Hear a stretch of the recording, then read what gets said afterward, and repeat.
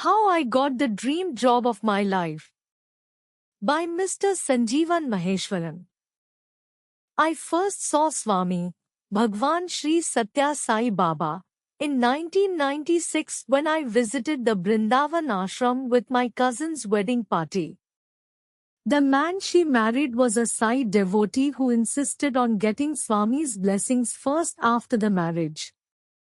Swami came and stood in front of me, and the person beside me prompted me into taking my first Padnamaskar. It felt very good. I also felt an irresistible attraction for Sai bhajans, inspiring me to spend more time with Swami and the Sai organization back home. Within a couple of years, I found myself spending all my spare time in the Sai centers in Colombo. I literally grew up there and had little time to socialize with my school or college friends. The heart is the seat of God professionally. My heart led me toward the media field, though everyone thought I should become an IT engineer.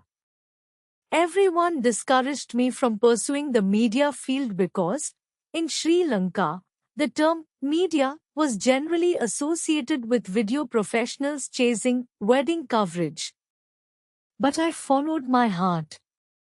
At that critical juncture, Swami appeared in my dream. In the dream, I was doing Padaseva to him, telling him that I liked the media field despite all the discouragement from my well-wishers. He smiled and replied, in Tamil, "It is a beautiful field you have selected. You will go to Australia and study for 2 years. My blessings are with you." I woke up with joy and clarity of purpose. However, despite my best efforts to study in Australia, my visa application for Australia was rejected every time. This was a time of severe ethnic conflict in Sri Lanka, and my background probably matched that of a potential asylum seeker, not a student. I was disheartened and started complaining to Swami in my heart, "You said I would be going to Australia. That is just not happening." I started working in media in Sri Lanka as per Swami's directive. In 2007, I got the opportunity to serve Swami with my media skills during the World Youth Conference held in Prashanti Nilayam. I felt fulfilled. I got married in 2009. By Swami's grace, my wife Vasuki also gave priority to Swami. I felt blessed to have a partner on my journey to God. Experiences in the beautiful field. I served as a video editor for a famous movie director in Sri Lanka. In September 2010, I joined the youth of Sri Lanka to perform a drama in Swami's Divine Presence. I sought leave from work from the director. To my surprise, after confirming the dates with me, he immediately called his travel agent to book 2 tickets. He told me that he would accompany me to Puttaparthi. After the first darshan, he held my hand and said, "Sanjeevan, I have so many challenges in life, and that is why I came along with you. Now I understand why you keep visiting Swami." Just seeing him made me feel so good and relaxed. There is something in his eyes. Once your eyes fall on him and his eyes fall on you, you are redeemed. You need nothing else in life. This struck a deep chord within me. Even those at the pinnacle of professional excellence would give up everything for the Swami experience. Every visit to Puttaparthi made me envy the special band of talented and dedicated youth, known as Swami's Boys, working in the erstwhile Radio Sai under Professor G. Venkatraman. I wished I could use my passion for media and my acquired skills to serve Swami like these boys. The omniscient Lord gave me the opportunity to do just that for 10 days during the 85th birthday celebrations in November 2010. The icing on the cake came most unexpectedly. I fell sick just before 23rd November and could not even get out of bed. The kind brothers at Radio Sai told me to rest and said they would pick me up in a vehicle the next morning. At 7 a.m. The next morning, I was in the Sri Satya Sai Vidyadhiri Stadium, the program venue, though I did not know exactly where. Brother Sai Prakash asked me, Sanjeevan, can you please do a quick edit of the live program to be given to media persons immediately after the morning program? I agreed. I noticed many senior and well-known devotees and important guests walking past me. Only when Swami arrived did I realize I was in Shanti Vedika, sharing the stage with Swami. As I enjoyed a wonderful darshan with tears welling up in my eyes, Swami smiled at me as if to say, I told you. Media is a beautiful field. It is beautiful because it will bring you close to me.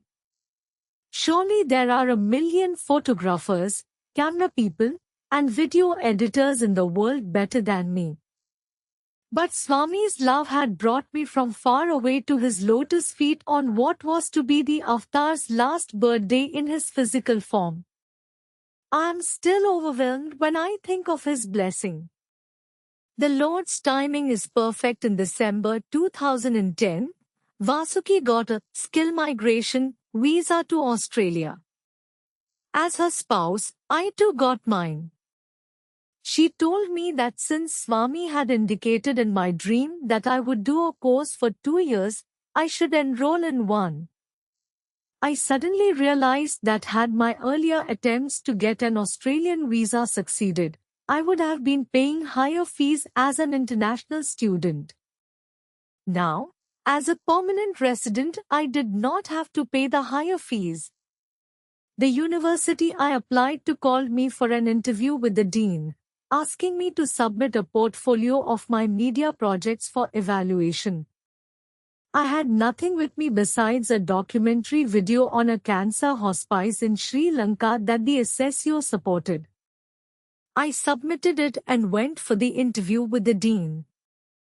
It went as usual until he learned that I was the candidate who had submitted just a single video in place of a portfolio. Wonderful! I was waiting and looking out for you. I am very impressed with the work and the service there, he said. Then, he inquired about me, my passions, and my convictions. This is a 2-year program, but if you are ready to work hard and follow my advice, you can finish it in a year. What do you say? As a married man who could not afford to be out of work for long, this was music to my ears. I agreed immediately. The dean was so happy that he planned, customized, and personalized the curriculum to suit my needs. Thus, after a year, I was a working professional in the media field in Australia. Within 75 days after starting work, I got promoted and was given even a company vehicle. Swami's grace is boundless. When dreams turn into nightmares in 2014, when everything was going smoothly along professional and personal fronts, Swami came into my dream and told me to return to Sri Lanka. This was a bolt out of the blue. I shared the dream with my wife and other members of my family. Everyone told me to stay put in Australia and not be foolish in pursuing a dream that could end up a nightmare. I kept thinking about what to do until I suffered analysis paralysis and continued the status quo. Then, in March 2017, Swami appeared in my dream again. This time, he seemed very upset and had a stern look. Come back right now to Sri Lanka, he said sternly. This time, I didn't ask anyone. I told Vasuki we would be moving back to Sri Lanka at any cost. Since Swami is her priority too, she readily agreed. We packed up everything, abandoning our plans to purchase a home in Australia, and moved back to Sri Lanka within 2 months.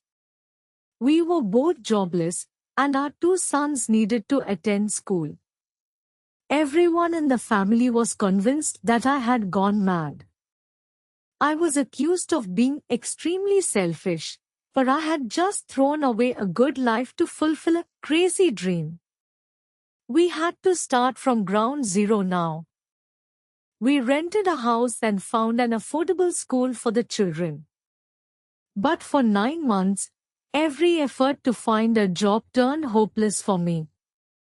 I was heartbroken, frustrated, and angry. Holding Swami's picture, I lamented, "Swami, I have done as you told me.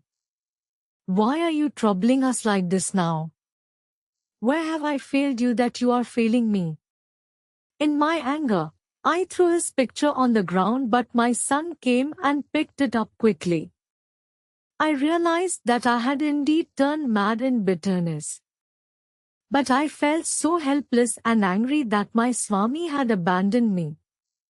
The promised dream job the very next day, I was contacted by some of my Sai brothers to do video editing for the SSU. In my heart, I said, "Swami, I want work that pays."